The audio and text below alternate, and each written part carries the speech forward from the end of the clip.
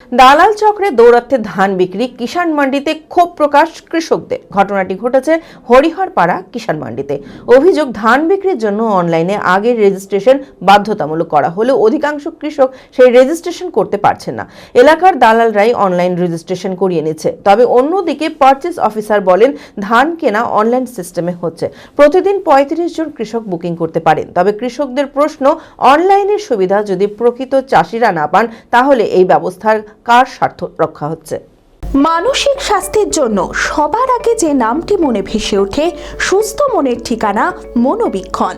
যোগাযোগ নাম্বার 7477799513।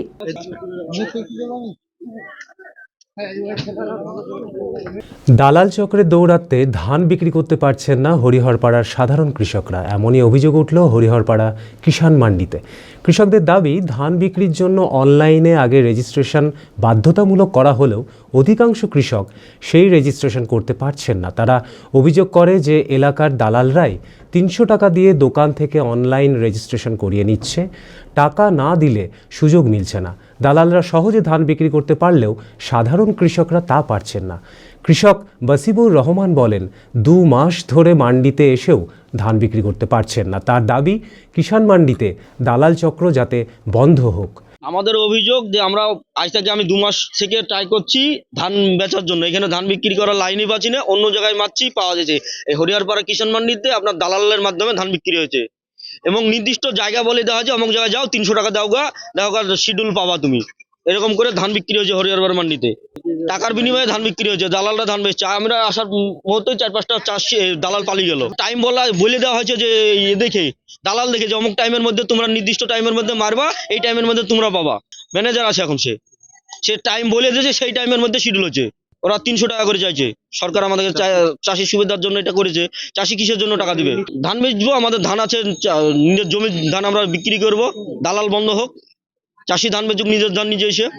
এদিকে মাসিদুল হোসেন বলেন, বাড়ির লোক ধান বিক্রি করার জন্য তাকে ডেকেছে, সেই কারণেই মান্ডিতে আসা।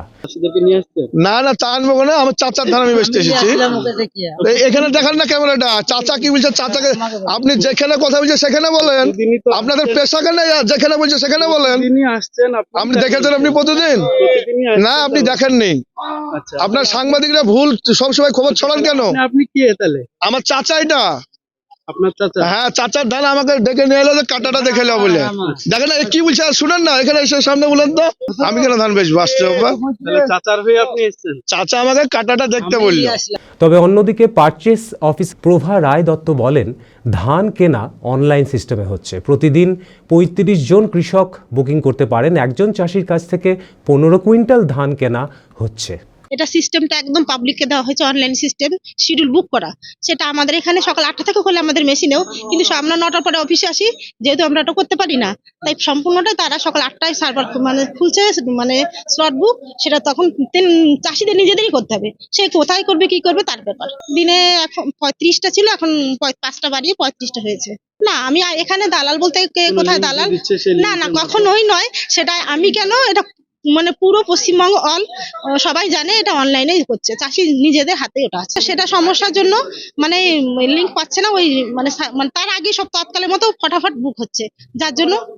আর যদি অনেক চাষি দিতে পারতো তাহলে এই সমস্যাটা হতো না। যেহেতু 35টা স্লট হয়েছে, তার জন্য এই সমস্যাটা সত্যি খারাপ। চরক স্কয়ার হসপিটাল সুস্থতার একমাত্র ভরসা। জেলায় প্রথম একই ছাদের তলায় সমস্ত অত্যাধুনিক উন্নত মানের চিকিৎসা পরিষেবা, উন্নত মানের IPD, ICU, CCU, NICU, PICU, dialysis, 7টি modular OT, orthopaedic, paediatric, urology, gynaecology, 24 ঘন্টা অভিজ্ঞ চিকিৎসক। এছাড়াও জেলায় প্রথম ক্যাথল্যাব, সিমেন্স, আর্টিসান, এক্স মেশিনের পরিষেবা থাকছে চরক স্কয়ার হসপিটালে। 24 ঘন্টা private blood bank, MRI, CT scan, digital x-ray, cath ল্যাবের পরিষেবা। ওপিডিতে বসছেন বিশিষ্ট চিকিৎসকেরা। রয়েছে স্বাস্থ্যসাথী কার্ডে চিকিৎসার সুব্যবস্থা। চরক স্কয়ার হসপিটাল, 79 পঞ্চানন তলা, চালতিয়া, বহরমপুর, মুর্শিদাবাদ।